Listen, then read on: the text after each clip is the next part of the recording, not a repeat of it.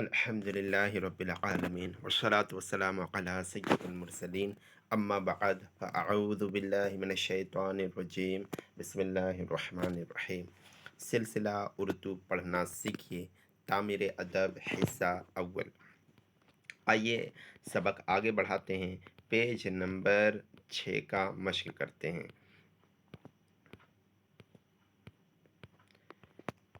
Page number 6 یہ پچھلا ہی اسباق کے کچھ حصے ہیں، آئیے سنتے ہیں۔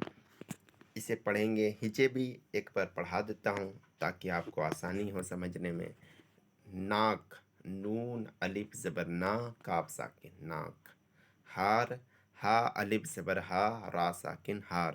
مان، میم الف زبر ما نون ساکن مان۔ نار، نون الف زبر نا را ساکن نار۔ ماش، میم الف زبر ما شین ساکن ماش۔ جال، جیم الف زبر جا لام ساکن جال۔ اسی انداز سے آپ آگے بھی کر سکتے ہیں، کوشش کیجئے۔ رواں کیسے پڑھیں گے؟ رواں یعنی متن۔ ناک، ہار، مان، نار، ماش، جال۔ پان، لات، راہ، گاج، ناپ، کان۔ شام، نام، لاج، تال، جاگ، ران۔ صلو علی الحبیب صلی اللہ علیہ محمد۔ اب یہ بڑی یا کے ساتھ مشق کریں گے کہ دو حروفوں کی ملاوٹ کیسے ہوگا اس یا کے ساتھ، اور اس کی آواز کیسے ہوگی۔ یہ یاد رکھیں، اس یا کے ساتھ دو آوازیں بنتی ہیں، ایک زبر کے ساتھ، ایک زیر کے ساتھ۔ یا کے زبر کے ساتھ جب ہم پڑھیں گے تو ہلکا سے یا کی آواز لے کر با میں ملائیں گے یا کسی بھی حرف سے ملائیں گے تو ہلکا سے یا کی بو آئے گی اس میں صرف۔ جیسے با زبر با پلس یا ساکن، دونوں کو ملا کر کیسے پڑھیں گے؟ با یا زبر بئی، اسی طرح پا یا زبر پئی۔ لیکن جب زیر آئے تو زیر میں کیسے پڑھیں گے؟ ہلکی سی آواز کو مجھول کر کے پڑھیں گے۔ با یا زیر بے، تا یا زیر تے، سین یا زیر سے، اس انداز سے۔ چلیے پڑھتے ہیں شروع سے۔ با یا زبر بے، پا یا زبر پے، ہا یا زبر ہے۔ آپ دیکھتے بھی جائیں گے کہ اردو دو حرف سے مل کر کوئی کلمہ تیار ہوتا ہے تو اس کی شکل اور بناوٹ کیسے ہوتی ہے یہ بھی آپ کو پہچانتے رہنا ہے، تاکہ آگے آنے والے اسباق میں یہی الفاظ اگر ریپیٹ ہو، دوبارہ لکھا جائے تو آپ پہچان جائیں کہ یہ کیسے لکھا ہوا ہے۔ تو یہ خاص خیال رکھیں کہ ملاوٹ بھی دیکھتے جائیں، اس کی شکل و صورت کو بھی دیکھتے جائیں کہ ملنے کے بعد ان کی شکل کیا ہو جاتی ہے۔ آگے زیر والی۔ با یا زیر بے، تا یا زیر تے، سین یا زیر سے، کاف یا زیر کے، لام یا زیر لے، نون یا زیر نے، حمزہ یا زیر اے۔ یہ حمزہ جب کسی حرف کے اوپر لکھنا ہوتا ہے تو اسی انداز سے لکھتے ہیں۔ اب اس حرف کے ساتھ یاد رکھیں کہ یا کو جب دو حرفوں کے بیچ میں لکھا جاتا ہے تو اس کو اس کی اپنی شکل نہ دے کر بلکہ دو نقطہ دیا جاتا ہے۔ اب یہاں پر یا کو بیچ میں رکھا گیا اور ایک کلمہ تیار کیا گیا، جیسے با یا زبر پے پلس لام ساکن، تو دونوں ملا کر کیسے پڑھیں گے؟ با یا زبر بے لام ساکن بیل، پا یا زبر پے را ساکن پیر، میم یا زیر می لام ساکن میل۔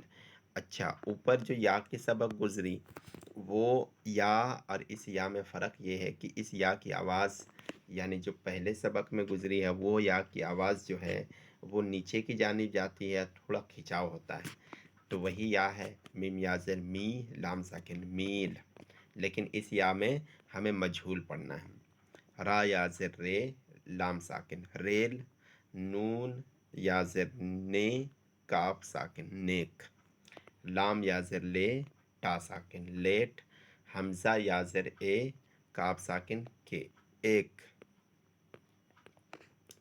اسی طرح سے اب اس الفاظ کو کسی دوسرے الفاظ سے ملا کر اب پھر نیا الفاظ تیار کریں گے، جیسے با یا زیر بے پلس ٹا الف زبر ٹا، दोनों को मिलाकर बेटा।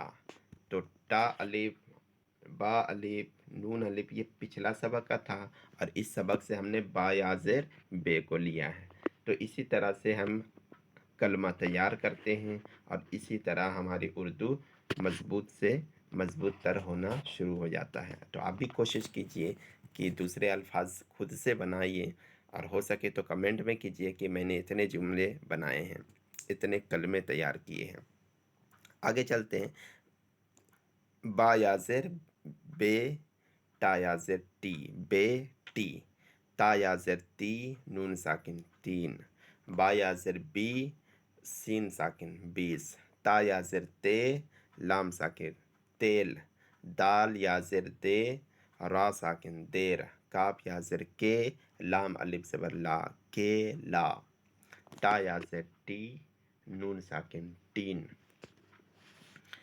अब इस अल्फाज के मश्क करने के बाद आइए छोटे छोटे जुमले तैयार करते हैं। बेटा आजा, बेटा आजा। अगर हिज्जे करना हो तो ऊपर के अंदाज से ही कर सकते हैं। बा या ज़ेर बे, टा अलिफ ज़बर टा, बेटा। हमज़ा मद आ या अलिफ मद आ, जीम अलिफ ज़बर जा, आजा। दोनों मिलाकर बेटा आजा। रेल आई, बेटी नेक है, पानी बासी है, दादी ने मारा, अब लेट जा, 3 केला दे, नानी जाती है, तेल लाएगी, खाली टीन ले जा, 1 बेल ला दे, 30 मील से आ। तो ये मश्क या के हो चुकी है। सल्लु अलल हबीब सल्लल्लाहु अला मुहम्मद। अगले सबक में इंशाअल्लाह वाव के साथ दूसरे हरूफों की मिलावट को देखेंगे इंशाअल्लाह अज़्ज़ वजल। तब तक के लिए सबक को और पिछले सबक को दोहराते रहिए, मश्क कीजिए। इंशाअल्लाह आपकी मेहनत रही तो जल्द ही उर्दू सीख जाएंगे। तब तक के लिए खुश रहिए, मेहनत कीजिए और सेहतमंद रहिए। सल्लु अलल हबीब सल्लल्लाहु अला मुहम्मद।